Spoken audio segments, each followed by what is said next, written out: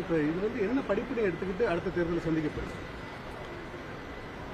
எங்களுக்கு ஒரே படிப்பினை தான். நாங்கள் அமைப்பை விரிவாக்குவது, அமைப்பை கடுமையான உழைப்பு, கடுமையான வலிமையான அமைப்பு, கடுமையான உழைப்பு, எளிதான வெற்றி, இதான் எங்கள் கோட்பாடு. இதில் அதை நோக்கி தான் போயிட்டுருக்கு. இப்போ அமைப்பை வந்து வலிமையாக்கணும். அமைப்பு வலிமையாகாத போது எவ்வளவு கடுமையான உழைப்பு இருந்தும் பயனில்லை. அதனால படையை பெருக்க தடையை நொறுக்கு தான்.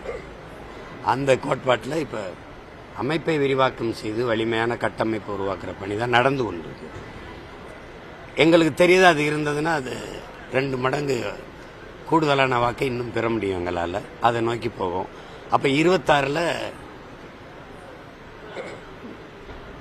மிகப்பெரிய மாறுதலை இந்த மண்ணில் நாங்கள் நிகழ்த்துவோம்.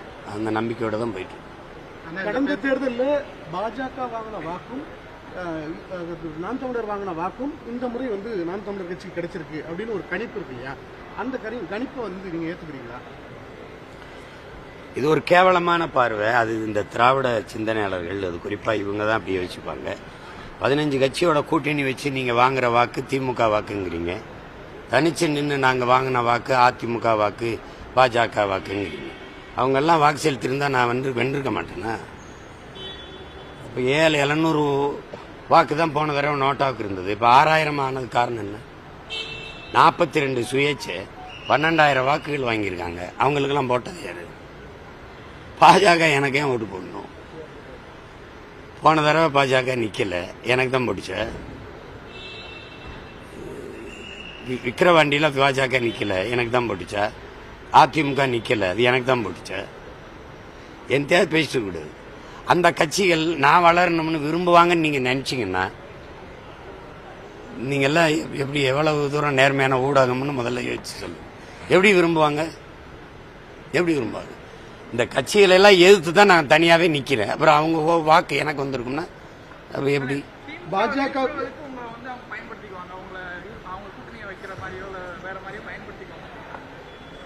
நான் வீரன், எனக்கு வந்து படையெல்லாம் தெரியல. சண்டைக்கு நான் தனியாக தான் போவேன். மச்சான் என்னை அடிக்க வர்றான், 4 பேர் வாங்கன்னு கூட்டிட்டு போக வந்து நாய் நரி கிடையாது. நான் புலி. நான் தனியாக வந்து வேட்டையாடுவேன். தொடக்கத்திலிருந்து சொல்றேன், நான் தனிச்சு தான் நிற்பேன். கோழைக்கு தான் கூட்டத்தோட நிக்கணும். கூட்டத்தோட நிக்கிறவனுக்கு வீரமும் துணிவும் தேவையில்லை. தனிச்சு நிக்கிறவனுக்கு தான் வீரமும் துணிவும் தேவை. என் கோட்பாடு தனிச்சு தான் நிற்கும். எத்தனை பேர் இந்த அரசியலை முன்னெடுத்து தோற்றுருக்காங்க. ஆனா நான் அதை விட வேகமா பாயணும்னு நினைக்கிறேன். என்னாலே முடியல, எனக்கு பின்னாடி வர என் பிள்ளைகள் வெல்லும். நீங்க பார்க்க தான் போறீங்க.